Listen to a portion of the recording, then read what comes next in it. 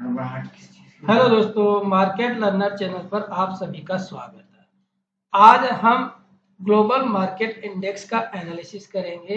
Global market का index का analysis करने के पीछे का लॉजिक क्या है। अगर ग्लोबल मार्केट पॉजिटिव होता है तो हमारा इंडियन मार्केट भी पॉजिटिव रिएक्ट करता है। Global market global scenario negative होता है तो हमारा रिएक्शन नेगेटिव होता है। तो हम शुरुआत कर रहे हैं S&P 500 जो कि हमारा ग्लोबल मार्केट का इंडेक्स है। S&P 500, डाउ जोन और नैस्डैक। इन तीनों इंडेक्स के आधार पे हमारा जो है हमारा मार्केट रिएक्ट करता है। तो ग्लोबल मार्केट में अगर आप पैटर्न और स्ट्रक्चर को अगर आप समझते हैं इन इलियट वेव थ्योरी के हिसाब से, तो वो कोई सा भी इंडेक्स हो सकता है, कोई सा स्टॉक्स हो सकता है, कमोडिटी हो सकता है या करेंसी हो सकता है। सभी में उसी तरीके से ये रिएक्ट करता है।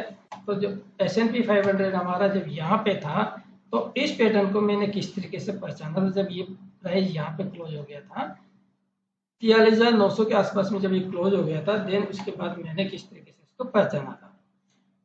तो ये किस तरह का लीडिंग डायगोनल बन सकता है। तो ये leading diagonal expanded leading diagonal है। ये एक्सपेंडेड लीडिंग डायगोनल में क्या है, वेव फोर्थ ओवरलैपिंग होती है किसी भी डायगोनल के केस में। तो यहाँ से मेरा व्यू ये था कि यहाँ से पहले अपसाइड में जाएगा, देन वहां से डाउन साइड में आएगा। अब ये तो हो चुका है। तो आप लोगों के दिमाग में ये आ रहा होगा कि ये हो चुका होने के बाद में आप इसे बता रहे हो। तो इसको बताने के लिए मैं आपको एक स्क्रीनशॉट दिखाता हूँ। ये कब गिरा था, ये 24 तारीख को गिरा था। तो यहाँ से डाउनफॉल के लिए हमें आना था। तो डाउनफॉल में ये 24 तारीख का स्क्रीनशॉट है। 24 तारीख का स्क्रीनशॉट में आप देख सकते हैं 7:02 पे है जब मार्केट यहाँ पे खुल चुका था। तो देन यहाँ से कि हम इसको इस ट्रेंड लाइन को ब्रेक करेंगे और यहाँ से डाउन साइड में आएंगे। तो इंडेक्स पे देखते हैं। तो इंडेक्स पे क्या हम वहां से डाउन साइड में आए, तो यहाँ से हम डाउन साइड में आए हैं, बिल्कुल आए हैं, ये देख सकते हो। तो डाउन साइड में आगे जब ये वाला हमारा लीडिंग डायगोनल है वो वेव ए के अंदर बनता है या वेव 1 के अंदर बनता है। तो ये हमारा टोटल 1 2 3 4 5 करके ये हमारा ए वेव बन गया है, जिसमें कि फोर्थ वेव ओवरलैपिंग है और ये बी बन गया और देन सी हमारा इसमें बनना था। तो सी के लिए जो टारगेट मैंने निकाले हुए थे वो टारगेट था 4,498 का। ये 1 आवर के टाइम फ्रेम का चार्ट है। तो 4,498 जो निकाला हुआ था, तो उसका भी अगर देखें स्क्रीनशॉट, तो ये 25 तारीख का स्क्रीनशॉट है। ये मोबाइल पे लिया हुआ स्क्रीनशॉट है। तो 4,498, तो 4,498 की तरफ हम बढ़ रहे हैं। और तो हमारे जो है फ्राइडे के दिन हम यहाँ से बाउंस करके S&P 500 में यहाँ गए थे और मंडे के दिन में यहाँ पे ही क्लोज किए थे, यानी कि एक रेंज में क्लोज किए थे। आज कंटिन्यू हम उसी ट्रेंड को हम फॉलो करते हुए फर्दर आगे बढ़ रहे हैं। तो पैटर्न और स्ट्रक्चर को अगर आप पहचानते हैं, खुद से पहचान लेते हैं, वेल एंड गुड। अगर नहीं पहचानते हैं, अगर कठिनाई हो रही है, कुछ समझने में दिक्कत हो रही है, तो मैं आप लोगों के लिए, आप खुद से सीखना चाहते हैं, खुद से समझना चाहते हैं, तो देरी किस बात की, आप गूगल फॉर्म को भरिए। गूगल फॉर्म का लिंक इस वीडियो के डिस्क्रिप्शन में मिल जाएगा। वहाँ से मुझे जैसे फीडबैक मिलेगा, तो मैं एक ट्रेनिंग प्रोग्राम शुरू करने जा रहा हूँ। उसमें ये सारी चीज़ें मैं आपको समझाऊंगा, बताऊंगा किस तरीके से आप खुद अपना डिसीजन ले सकते हैं। तो ये तो हमारे S&P 500 की बात होगी। तो S&P 500 में क्या है, अगर ये करेक्टिव वेव बनी है, करेक्टिव वेव बनेगी या आगे फर्दर मोटी वेव बनेगी। तो अभी के लिए फिलहाल के लिए इसने ये स्ट्रक्चर तो कंप्लीट कर दिया है। ये ए कर दिया, ये बी कर दिया और सी कर दिया। अगर ये इसको भी आगे फर्दर एक्सटेंड करता है तो ये मोटी वेव बन जाएगी। ये हमारा 1 हो जाएगा, 2 बन जाएगा और देन 3 4 5 करके हमारा मोटी वेव बनेगा। उसके बाद में अगर उसका करेक्शन आता है तो उसके बाद में देखेंगे हम। तो इसको एनालिसिस करने के पीछे का लॉजिक क्या है कि हम इंडियन मार्केट में किस तरीके से रिएक्ट कर सकते हैं, हमारा भारतीय बाजार किस तरीके से ट्रेड होगा। तो हम एनालिसिस करते हैं हमारे इंडियन मार्केट की, यानी कि निफ्टी 50 के एनालिसिस स्टार्ट करते हैं। इसका इंट्राडे लेवल बेसिस में मैं आपको बताऊंगा 1 आवर के टाइम फ्रेम के। जैसा कि मैंने संडे के दिन में आप लोगों के साथ में जो लाइव सेशन अटेंड किया है, तो उसमें अपसाइड के लिए हमारा ये डिस्कस हुआ आप लोगों के साथ में कई लोग इसको यहाँ से सेल की तरफ देख रहे थे, कंटिन्यू सेल की तरफ देख रहे थे। तो यहाँ पे ये डिस्कस हुआ कि हम पहले गैप फिल करेंगे और गैप फिल करने के लिए आपको लेवल बताया था कि हम वहां तक जाएंगे, किस लेवल तक हम जाएंगे। तो आपको याद हो तो 19,364 का लेवल दिया था मैंने आप लोगों को कि 19,364 तक हम जाएंगे और किस तरीके से जाएंगे वहां। तो हमारा ये वाला वेव ए बना था इंटरनल 5 मिनट के टाइम फ्रेम पे, ये बी बन गया इस लेवल को होल्ड करते हुए जैसे ही हम इस ट्रेंड लाइन के ऊपर ट्रेड करेंगे। मंडे के दिन की बात है, मंडे के ट्रेड सेटअप के प्लान की बात है ये। तो उसके बाद में हमें 19,364 का टारगेट मिल जाएगा। 19,364 का टारगेट हमें यह हाई लगा 19,366 का। तो आप लोगों को ये टारगेट तो मिला होगा। अगर वो वीडियो देखी होगी आपने तो आप लोगों को याद होगा। मैंने वो लाइव सेशन जो अटेंड किया था उसका वीडियो भी मैंने यूट्यूब पर अपलोड कर दिया था। अब उसके बाद में किस तरह का ये बना है, यहाँ से ये हमारा ए बन गया, बी बन गया, सी बन गया, तो ये हमारा डब्ल्यू हो गया और ये एक्स बना था। आज के दिन जो है ये वाला x बना था, तो अगला a b c मिला करके हमें y बनाना है। ये वाला इस एरिया में y बनाना है। तो इसके अगर देखें तो आज के दिन गैप अप ओपन हुए थे और सारे दिन हम एक साइडवेज मार्केट में ही ट्रेड करते रहे इसमें। तो पूरे दिन हमने एक रेंज में ट्रेड किया है, लेकिन इस रेंज को भी आप किस तरीके से ट्रेड कर सकते हैं अगर इसको भी समझे तो मैं आपको समझा देता हूं। सारी चीजें रिमूव करते हैं पहले। हमारा ये एक्स वेव, ये वाला एक्स वेव बन गया, तो हमारा इसको ब्रेक कर दिया। इसको अगर ब्रेक करके अगर हम गैप अप ओपन हुए, गैप अप ओपन हुए तो हमारा ये गैप अप के द्वारा ए वेव बन गया, ए वेव बन गया, ये बी वेव बना। तो बी वेव को हम ट्रेड करेंगे, बी वेव के इंटरनल को हम किस तरीके से ट्रेड करेंगे तो उसके बेसिस को अगर समझते हैं तो इसके लिए एक की लेवल है। की लेवल था हमारे लिए 19,344 का लेवल था इस पैटर्न का की लेवल। तो इस की लेवल को ध्यान में रखते हुए यहाँ से डाउनफॉल में जब आए, हम यहाँ से 3 स्विंग्स में हम डाउन आए हैं, डाउन आकर के ये हमारा अप साइड के लिए की लेवल था। तो इसको समझते हुए यहाँ से यहाँ तक का मैंने ये मूव भी कैप्चर किया था। मैंने आज 2 ट्रेड किए हैं। वैसे मैं जनरली अपना ट्रेड आप लोगों के साथ में शेयर नहीं करता पब्लिकली, लेकिन अगर आपको ट्रेड दिखा हो तो ये वाला मैंने ट्रेड लिया था, कॉल साइड में ये ट्रेड लिया था। तो इस कॉल में मुझे प्रॉफिट हुआ। और दूसरा जो ट्रेड मैं बताता हूँ आपको, दूसरा ट्रेड जो है मैंने यहाँ से डाउन साइड का लिया था, पुट के लिए लिया था। यहाँ से मैंने पुट लिया था, तो पुट के लेने के पीछे का लॉजिक क्या था उसको भी मैं आपको क्लियर करता हूँ। ये हमारा ए बन गया और देन ये बी कंप्लीट हो गया, तो देन ये सी बनाना था। तो ये वाला जो पुट था मैंने लगभग यहाँ पे लिया था, ये पुट यहाँ पे लिया था, तो स्टॉप लॉस मेरा इसके ऊपर का था। तो इसके अगर सी वेव के इंटरनल को देखें तो ये वाला 1 बना, ये 2 बना और देन ये जो है की लेवल को जैसे ही ब्रेक करता है तो फास्ट मूवमेंट होता है। तो इस 3 में ही मैंने अपना ट्रेड कवर कर लिया था। ये वाला पुट जो लिया था इसमें मेरा प्रॉफिट हुआ है। मेरा आज के जो ट्रेड थे वो 3 ट्रेड थे। एक LIC में लिया था, LIC हाउसिंग फाइनेंस में, और निफ्टी के मैंने 2 ट्रेड लिए थे, एक कॉल साइड का लिया था और एक पुट साइड का लिया था। दोनों ट्रेड के पीछे का लॉजिक मैंने आपको बता दिया कि यहाँ से की लेवल से जैसे हम ब्रेक करके अप साइड में गए तो अप साइड में मेरा यहाँ तक का टारगेट था, इसमें 19,360 तक का टारगेट था। लगभग मैंने इसको इस कैंडल पे ही कवर कर लिया था इसको। फिर यहाँ से डाउन साइड के लिए इसका रेजिस्टेंस फेस कर लिए थे हम, और यहाँ से मैंने इसमें बहुत जल्दी एंट्री बना ली थी। यहाँ के सी वेव के लिए आएंगे, जैसे इसमें 1 बना, 2 बना और देन 3 बना, तो इसमें फर्स्ट मूवमेंट मिला है। उस वाले ट्रेड में मुझे अच्छा खासा प्रॉफिट हुआ। आप ध्यान दीजिए, ये तो होगी हमारे ट्रेड की बात, जो कि जनरली मैं आप लोगों के साथ शेयर तो नहीं करता, लेकिन मैंने बताया कि मैं किस तरीके से ट्रेड लिया है। मैं सिर्फ आप लोगों को स्ट्रक्चर बता देता हूँ। अब स्ट्रक्चर को अगर इसको देखें तो इसने क्या किया है, मार्केट ने की लेवल के ऊपर में आकर के हम क्लोज किए हैं। तो हमारा क्या है, जो वाई लेग के अंदर जो बनेगा, वाई इस एरिया में बनेगा हमारा 19,425 से 19,440 की रेंज में बनेगा।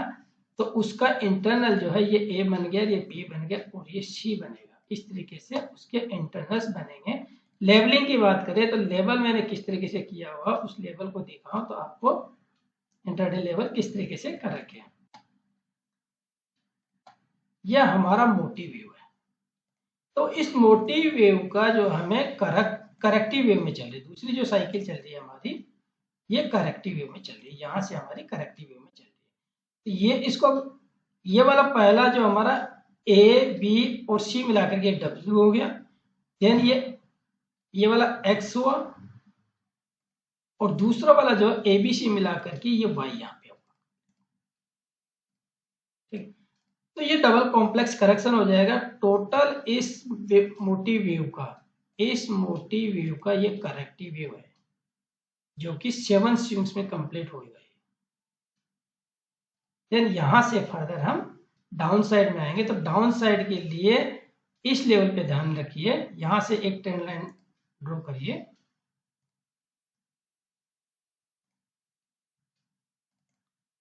यहां से ट्रेंड लाइन ड्रॉ करिए, यहां से ट्रेंड लाइन जो ड्रॉ करेंगे आप, तो यहाँ पे जब यहाँ से डाउनफॉल में आएंगे, यहाँ तक आए इस ट्रेंड लाइन का हम सपोर्ट लेने की कोशिश करेंगे और यहाँ से अगर कोई करेक्टिव वेव मिलती है तो देन इसके बाद में हम फर्दर डाउन साइड का अच्छी अपॉर्चुनिटी मिलेगी। लेकिन इस एरिया से शॉर्ट देखना है तो उसको कवर करने की कोशिश करिए 19,344 के आसपास में, यानी 19,350 लेके चलिए। 19,350 हमारा की लेवल रहेगा आने वाले टाइम में भी। 19,344 के नीचे फिर से इसके नीचे ट्रेड करेंगे तो फिर से हमें नीचे की तरफ डाउन साइड का मूवमेंट फास्ट मिलेगा।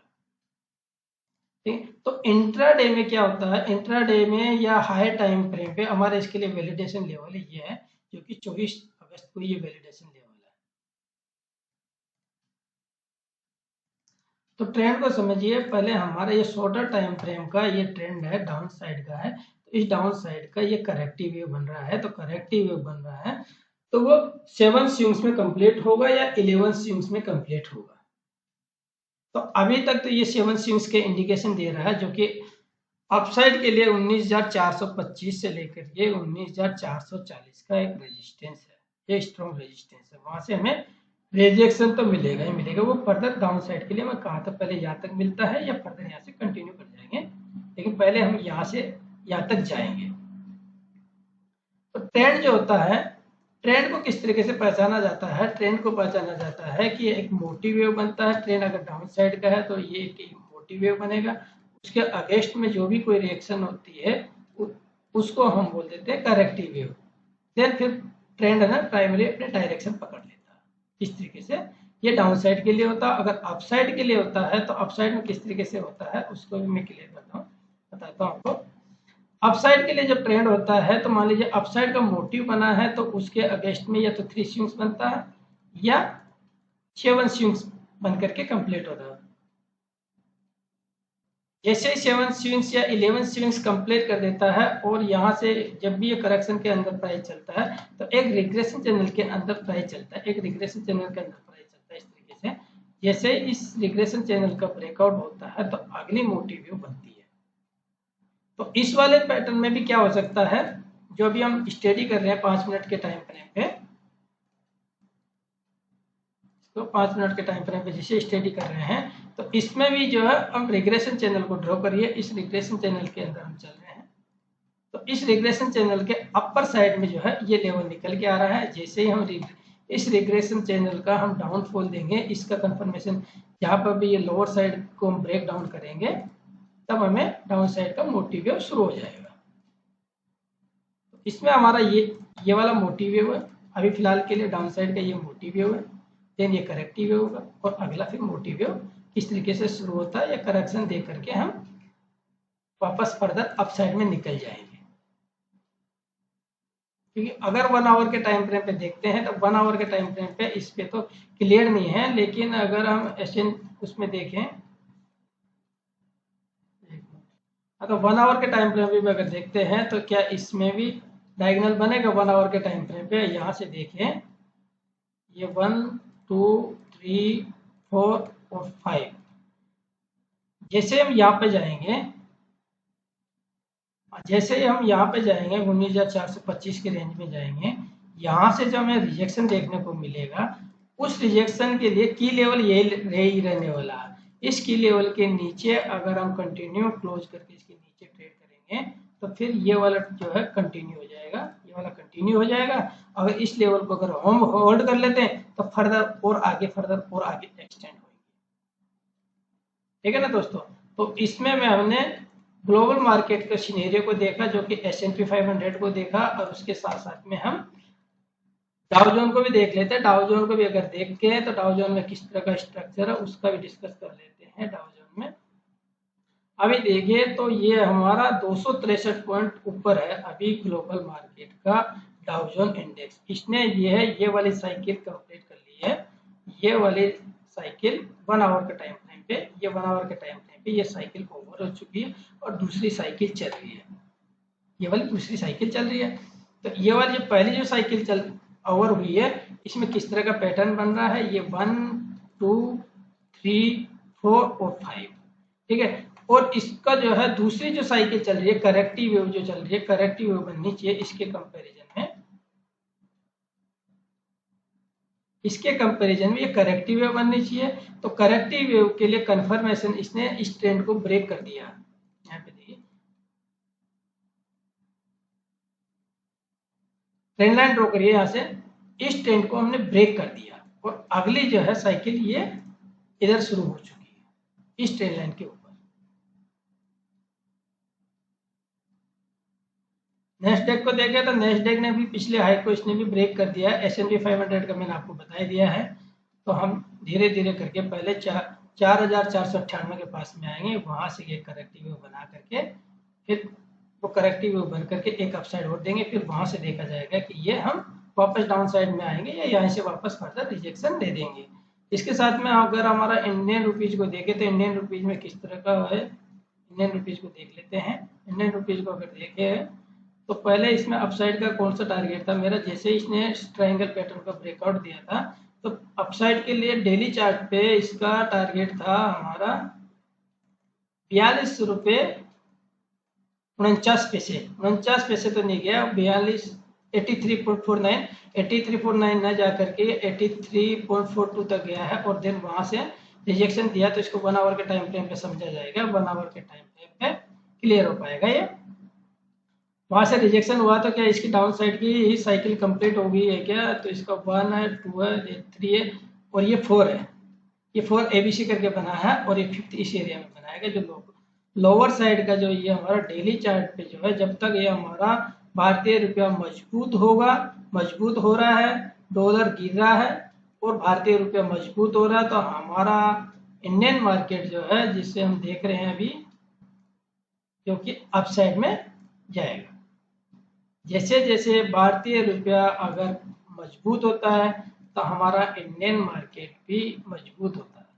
तो इसमें यहाँ तक तो हम जाएंगे ही जाएंगे 425 से लेकर के 50 की रेंज में। तो हमारा ये स्ट्रक्चर ABCWX AB और C इस तरह का ये 7 स्विंग्स में कंप्लीट होएगा।